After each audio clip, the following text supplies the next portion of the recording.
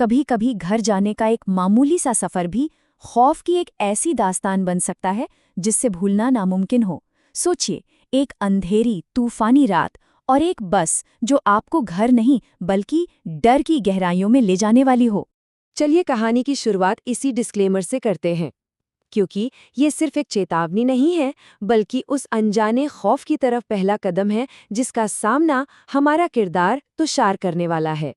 तो कहानी है तुषार की, एक बिल्कुल आम इंसान जो ऑफिस के काम और शहर की भीड़-भाड़ में फंसा हुआ है। आज रात उसे घर जाने में काफी देर हो गई थी और ऊपर से बारिश रुकने का नाम ही नहीं ले रही थी। दिन भर की थकान के बाद तुषार के दिमाग में बस एक ही चीज चल रही थी, किसी तरह घर पहुंचना है। वो बारिश में भीगता हुआ बस स्टॉप की तरफ भागा और बस किस्मत ही कहिए कि आखिरी बस के दरवाजे बंद होने से ठीक पहले वो किसी तरह अंदर चढ़ ही गया। अंदर आते ही उसने राहत की सांस ली।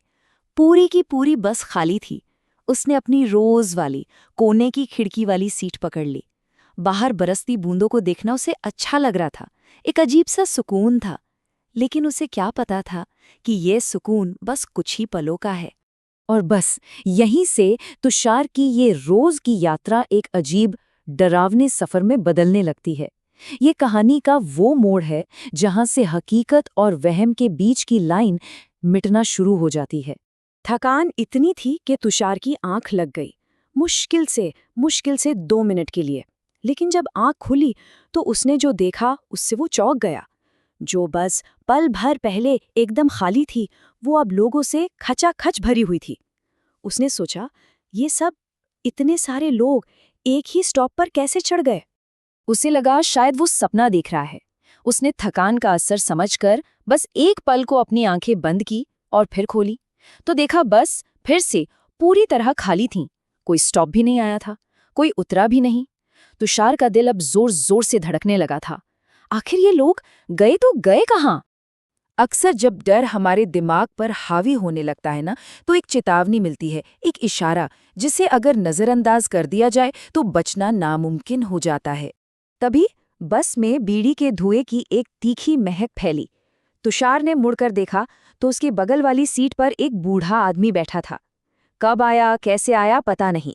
उसका चेहरा झुर्रियों से भरा था और उसकी आंखें ऐसी थीं मानो वो सब कुछ जानती हों। उस बूढ़े आदमी की आवाज में एक अजीब सी खनक थी।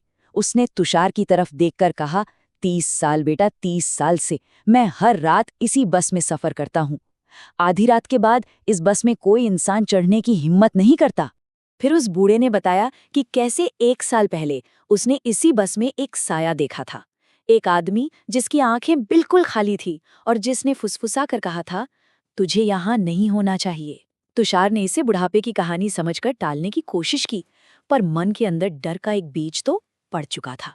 और अब कहानी उस मोड़ पर आ गई थी जहां डर सिर्फ एक एहसास नहीं बल्कि हकीकत बनकर तुषार के सामने खड़ा होने वाला था। ये उसका उस अनहोनी से आमना सामना था। कुछ देर बाद जब तुषार की दोबारा आंख खुली तो वो बूढ़ा आदमी जा चुका था। लेकिन अब सामने वाली सीट पर एक और आदमी बैठा था। रात के 1 बजे इस सुनसान बस में वो बड़े आराम से अखबार पढ़ रहा था। ये बात ही अपने आप में अजीब थी।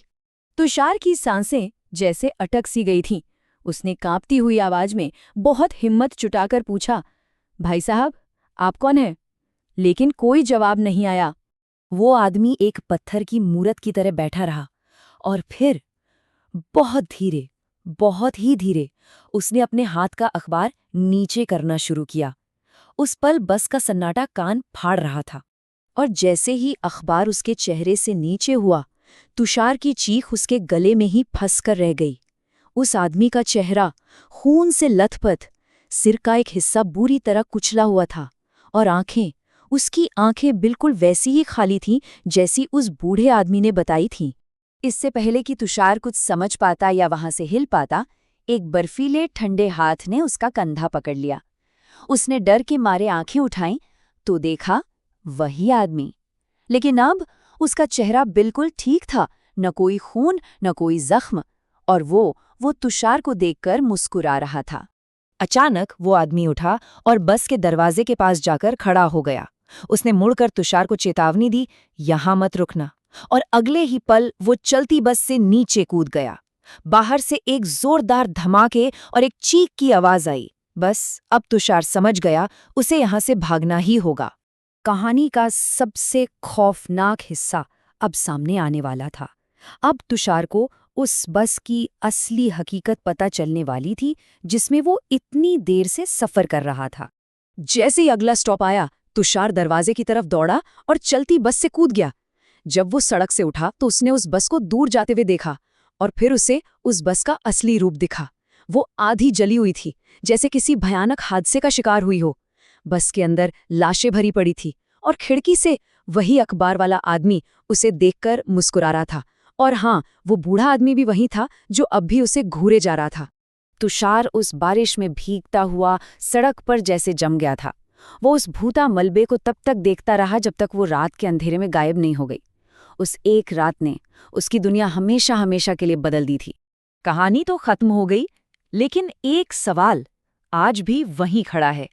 क्या वो बस आज भी आधी रात को उसी स्टॉप पर आकर रुकती है, शायद किसी नए मुसाफिर के इंतजार में?